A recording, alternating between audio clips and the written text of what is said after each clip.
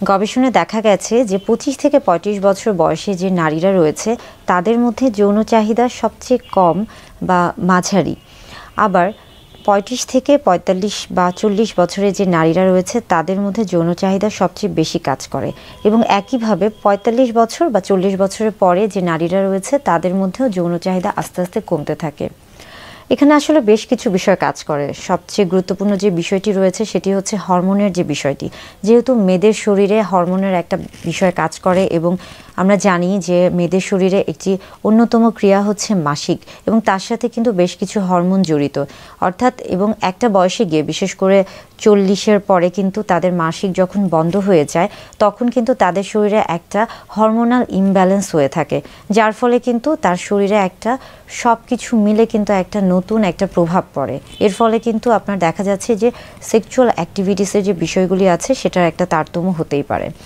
আবার অনেকে মনে করেন যে ২৫ থেকে ৩৫ বছর বয়সে সবচেয়ে বেশি যৌন উত্তেজনা থাকা উচিত নারীদের ক্ষেত্রে, কিন্তু আসলে দেখা যায় যে ২৫ না, বরং ৩৫ থেকে ৪০ এই বয়সটা, বা ৩২ থেকে ৪০ এই যে মাঝারি যে বয়সটা, এই বয়সেই আসলে নারীদের যৌন চাহিদা সবচেয়ে বেশি থাকে।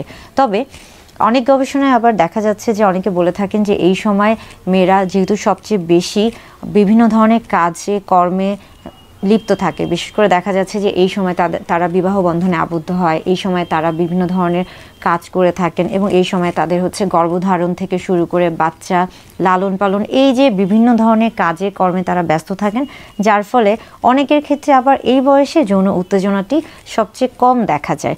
আসলে এটা মূলত দেখা যাচ্ছে যে সে যেহেতু বিভিন্ন কার্যকলাপে লিপ্ত থাকে, যার কারণে আসলে সে ওইভাবে সময় পায় না, বা তার যে মানসিক যে তৈরি, একটি শারীরিক সম্পর্কে আবদ্ধ হওয়ার ক্ষেত্রে যে মানসিক যে তৈরি বা প্রস্তুতিটা দরকার হয় সেই সময়টা আসলে সে পায় না।